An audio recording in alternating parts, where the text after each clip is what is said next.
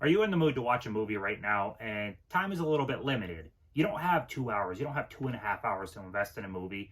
You only have about an hour and a half. Well, that's what this video is about. This video is about movies that are 90 minutes and under that I think are worth your time. They're well worth diving into. And you'll be in and out quick, short, quick pacing. Definitely worth your time. So we'll get started on the first one. The first one I want to talk about is an indie horror anthology series movie called Southbound. I believe this is on Shudder, but there is I believe this was a UK Blu-ray that it imported.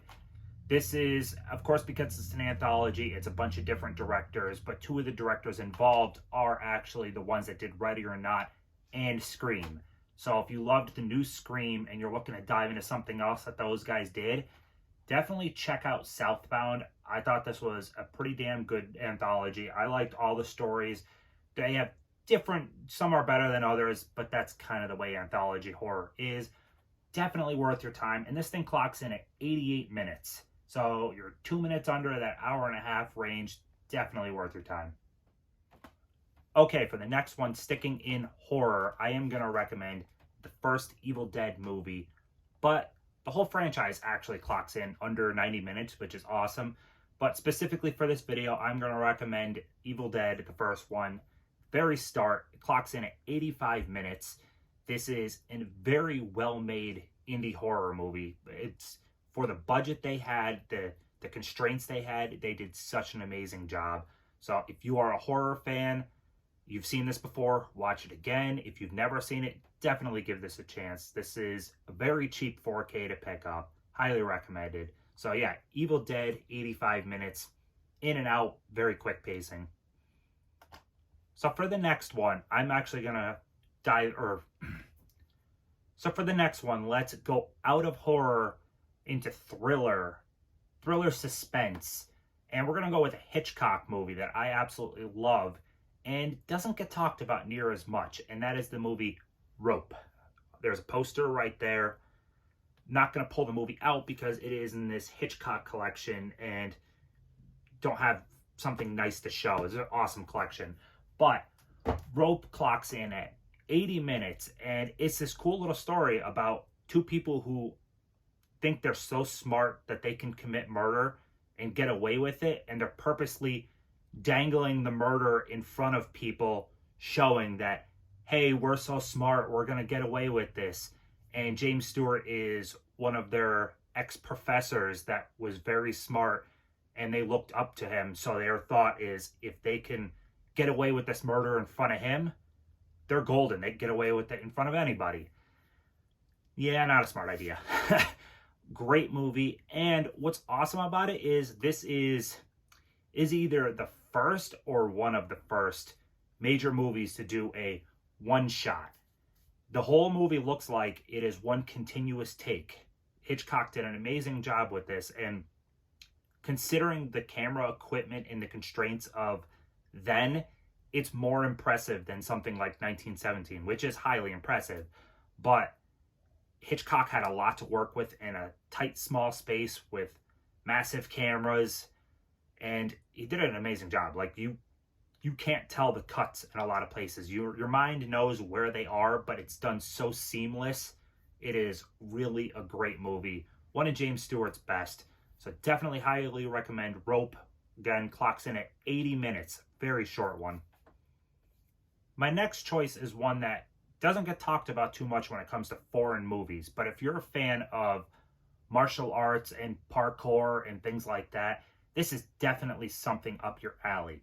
So the movie I'm going to talk about is actually the original version of this. If you saw Brick Mansions that came out shortly after Paul Walker passed away, this is actually a remake of this movie, District B13. This is a French movie that clocks in at 84 minutes, where it's basically all of the ghetto areas are all quarantined off in their own little walled off areas. Think something like Escape from New York, kinda. And what happens is a nuclear bomb or some type of bomb is in that area, and a cop is sent in to try to disarm it. And that plot basically is just to get a reason for this cop to beat up a bunch of people, have cool martial arts scenes. It's a neat movie. I enjoy it quite a bit. There's two of them. There's District B13 and then District B13U. Both fun movies, I think. They don't really get mentioned ever, really. They're both very cheap, though. I've seen these even at like Big Lots and stuff, like $5. Very fun. Again, if you like that type of style, it's a Luc Besson produced movie, if that helps you at all. I definitely recommend checking it out. And if you liked this, definitely check out the original. For my next choice, we're going to be going with very early Steven Spielberg, back to his TV movie days, and that is with the movie Duel. So I don't own the Duel Blu-ray separately. I only have the Spielberg box set, but there is a rumored 4K coming. So if, when I tell you the plot synopsis, it sounds good, that's definitely going to be something to pick up because it will look amazing. But anyways, Duel is a guy traveling home from work, and he ends up pissing off a truck driver, and this truck driver just basically stalks him and screws with him for the 90-minute runtime. It's just the whole time, whatever this guy did try to get away from the truck driver, does not work. Very, very well filmed. Like, you see the early ideas of Steven Spielberg in this. He was very smart with his budget and how he got the shots he did. It is an incredibly well done TV movie. I mean, good enough that it was so loved on TV, it transitioned over to theaters. How many times does that happen? But yeah, Duel is really excellent. Dennis Weaver in the lead role did great. You could really sense his paranoia and fear about this truck driver, that he does not know what he looks like or anything. And it is really good. There's this whole diner scene like midway where he knows that the guy is there, but he doesn't know what he looks like. It is so well done. Seriously, you see early Spielberg and you know the potential this guy has, and he showed it later in his career. But yeah, definitely check out Duel. If that 4K comes out, make that a day one purchase. That is one 90-minute movie that will fly by. Okay, so there we have it. There has been 5 recommendations of movies that are 90 minutes and under that I think are worth your time.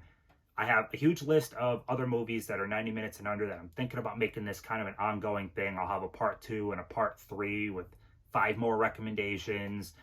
And yeah, I think it'd be fun. It's nice to talk about movies that are 90 minutes and under, because so many movies nowadays clock in 2 hours and over, that it's nice and refreshing to get something quickly paced.